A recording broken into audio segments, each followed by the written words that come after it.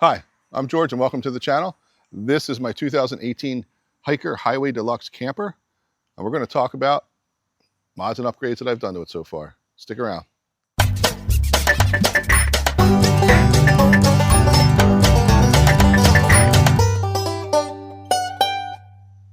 All right, so as I said in the intro, this is a 2018 Hiker Highway Deluxe. It's a 5x8 model. It's presently 2025 in the summer, so we bought this used. We're like the fourth owner. So there were a lot of updates and stuff done to this that I wasn't too pleased with or just didn't suit me or our needs. So we removed a lot of stuff, did a lot of upgrades inside in the galley and on the roof, tongue box, whole bunch of stuff. So let's go inside and look at the stuff that we did inside first.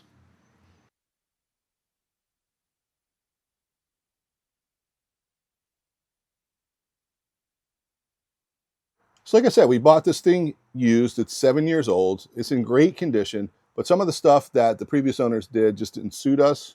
One of the things that I found a little odd was that they had padding down here on the floor, like those interlocking gym mat type things.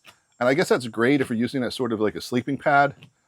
But I was told that they didn't want to expose the floor or whatever, or something like that. This is a cheap vinyl sheet laminate. I'm happy to just use it as it is. So we got rid of those pads. I still have them for whatever we need them for. But one of the things that was a problem was, as you can see here and the other doorways, this laminate was only being held down by these thresholds. So in all of the other areas around here, the laminate was rolling back. So the very first thing that I did was take some quarter round molding and then just go around the whole interior to hold this laminate flooring down. You can see I did some back here. Let me move this bed out of the way. Did it all along the back as well. The second thing I did was to put this divider. As many of you know with the hikers, a lot of times on the smaller ones, like the 5x8s, this is usually considered like foot space or something for you to sleep in. This is still over 6 feet. My wife and I'm 5'9". My wife is shorter than I am. 6'6" is plenty for us. So we put this as a divider to keep the galley separate from the cabin. In doing so, I gave my wife a bit of a cubby there where she can put various things that she needs at night or whenever. And at the same time, I put, electric is back here now. I put a removable door, did a little honeycomb with a screen, keep bugs out. If I ever need access to this side of the battery, there it is. We did that. Okay, so one of the other things we did, along with putting the putting this board at the bottom here to shorten this cabin a little bit, was to put a divider between the cabin and the galley up here. Generally, in a lot of hiker trailers, this pass-through is all the way through. It goes into the galley. So if this board wasn't here, basically, it would reach right through. We wanted to really separate the galley and the cabin so that we didn't have any bug issues necessarily coming from the galley if that was the case. Plus, it was nice, and you'll see when we show you from the other side, this is plenty of storage for our clothes.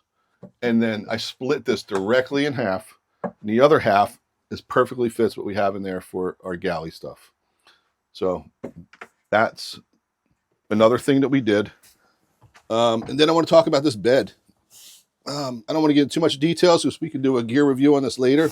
But this is the Milliard trifold. Everyone uses this mattress. This is a mattress that everyone uses. We bought the case for it to keep it clean, in which case, no pun intended, it's in sofa mode at this point. So basically just here and here, and we're in sofa mode. When we get out on the road, we'll actually open this up, even when we travel, and have it laid out. That way it kind of keeps the weight distributed perfectly. but it's great like this. There's our sofa. Next thing are these reading lights. Got these on Amazon for maybe 20 bucks, 2 of them for 20 bucks. They have a little button here. If you hold the button in, it'll change the brightness. It also has a USB port, USB-A port on it. I put one on each side, one for my wife, one for me. And one of the nice hacks that I found about it is when I go to bed at night and I take my glasses off, I got somewhere to hang my glasses. I mean, I can't see right now, but and it's great because when I'm laying there, I can just reach up and grab the glasses. Another update that we did in here was the iPad holder, which, yes, I know we're camping and stuff, but still, we want to watch a video, want to watch YouTube. The iPad holder was great, and we used it, and it was awesome. This thing is, again, another Amazon purchase. This thing is, if you tighten it up, it doesn't move. It moves just enough. I have a 12-inch iPad, whatever, the larger one. It fits in this. And it's like a little TV. So that is awesome. But the problem I did have was trying to charge that giant iPad on the old USB ports that they had in here. So this is pretty much stock from Hiker. This side is just a regular cigarette lighter, 12 volt. This side was a USB-A. I upgraded this to, I think it was like 72 watt power delivery and USB 3. So this can now charge the iPad. Before, when we plugged it in with the USB-A that was here originally from 2018, it was out for hours, and I think maybe we got like 10% charge on the thing, but that worked great. As far as other mods in here, the curtains were here. They came, the original, the owner that I bought it from, he had them done. We're just leaving them for now. He had them on dowel rods on command hooks. This entire thing was a commercial for 3M's command hooks. They were everywhere. We put up actual curtain rods. He complained that the dowel rods on the command strip hooks, when they would drive, all the curtains would be down. So, I mean, common sense, put them on curtain rods. So that's it for in here. Let's go out back. So now we're headed to the galley. Did more stuff back here. So as I had mentioned earlier, we put that divider in between the cabin and the galley. I did it pretty much pocket screws. I did birch plywood to match the existing. This thing worked out perfectly. We bought these little containers from IKEA, and they fit in there beautifully. Picked up a paper towel holder from Amazon. That works on there perfectly. This stuff will bounce around a little bit, but I did use some of the, I talked about the interlocking gym mat flooring that they had in there. I took some of those pieces, I just kind of rolled them and put them up in here. Just a couple pieces of them, and it literally kept everything in place when we drove. We picked these up, I think at like Walmart or something. They worked great. We have like our cooking gear in one, cleaning other things in here, clothes and other things, food. One was for food. And the other, these worked great. When we drove, if you look over here, all the power stuff, power distribution is over here, which we'll get into in another video. But I put a little piece of wood in here to keep these from smashing into the electric. That's not really a good idea.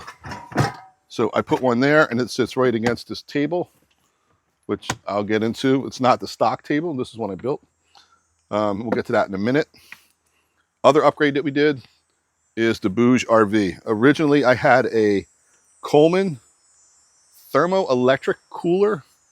They're 12 volt, decent size, but they only do like 20 or 30 degrees below ambient. So if you're at a 60-degree day, that's great. It's keeping your stuff nice and cold. The problem with it is, and a lot of people don't realize this, and I'll get into this in more details when we do the review on the refrigerator, is those thermoelectric coolers draw power constantly. There's no thermostat in them, so they're constantly on. If you can believe it, the refrigerator uses less power than the thermoelectric cooler, because once it's at temperature, it turns itself off. So you're only running it when the thermostat is on. And like I said, when we get into the review thing, I'll tell you how we use this thing and how it was awesome. It really was. I do need to do some upgrades on this. Just the storage part of it, but we'll get into that as well. But that is the Galley. And next I want to show you this table. All right, so we just talked about the Galley. And one of the things that I mentioned is this table that I built. Now, I know that Hiker does do a side table. I don't know if they did it back in 2018, but I used their design to come up with my own.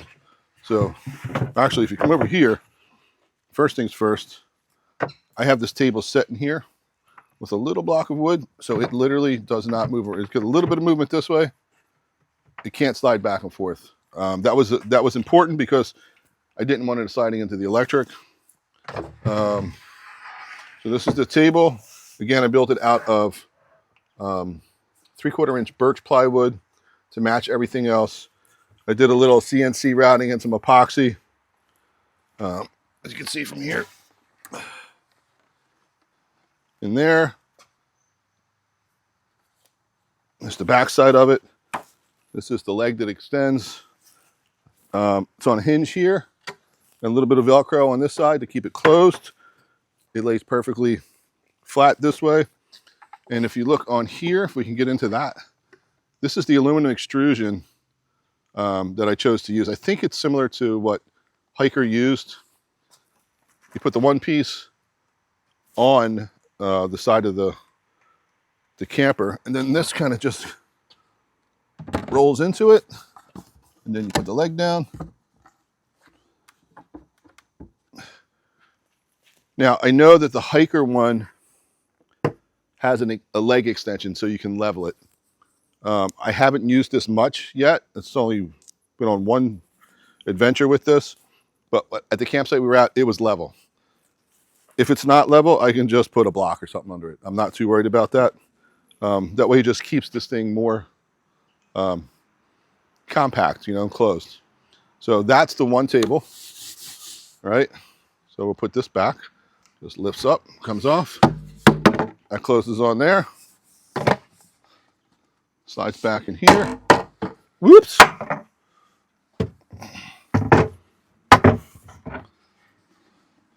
And I didn't show you before, if you come over this way, back in the corner here, I keep our single burner butane stove. And if I push this in, it locks right down right there. So that is the table. All right, so one of the other bigger upgrades that we did was add the roof racks. These are the Hiker trailer roof racks. This camper did not come with roof racks, so we had to order these. Be quite honest, I think they're a little expensive for what they are, $150 a piece. They come in two sizes. This is the shorter one. This is mounted right in the middle of the camper, and eventually we'll add a third one here, and it's a longer one, so it'll be up here, so it'll be level. These are built like a beast. These are all steel. The bars are steel.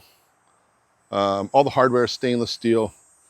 One piece of advice that I can give you, if you decide to do this, obviously you're drilling into your camper, which is like a little bit stressful. I almost messed up big time. I originally wanted to mount this up higher. If you can, Angel, come over here and look at this here. You got a little indent here. See how this bends out a little bit? I originally was trying to mount this closer to the seam, And what had happened is, like, you have 4 stainless steel bolts here that go into the cabin and they sandwich on another plate. Had I put this where I wanted it, I wouldn't have been able to get the plate in. If you look over here on the other side, that plate, this plate, there's 4 of them obviously. They're just barely maybe a quarter, 3/8 of an inch from the top of the roof. Had I moved that thing up an inch more where I wanted it, I wouldn't have had room to put the plate on, and I would have had extra holes in my camper. So my advice to you is make sure you know where this is going and where those holes are going to come out on the other side. Eventually, like I said, we'll have a 3rd one. We'll talk about an awning. That's in the future. The reason I did the roof rack, and I'm not going to get into the whole power setup and solar right now, but I wanted solar on the roof, and I bought Renogy, the real thin panels that you actually flush mount to the roof. After I bought them, I realized I didn't want to mount them directly to the roof. I didn't want to penetrate the roof. I didn't want to glue it onto the roof, because if I had to pull them off, I know I was going to destroy that aluminum. So I beat my head against the wall for weeks and finally came up with, put the roof racks on, we're going to need them anyway. And I built a platform to put the solar panels on, which I can show you right here.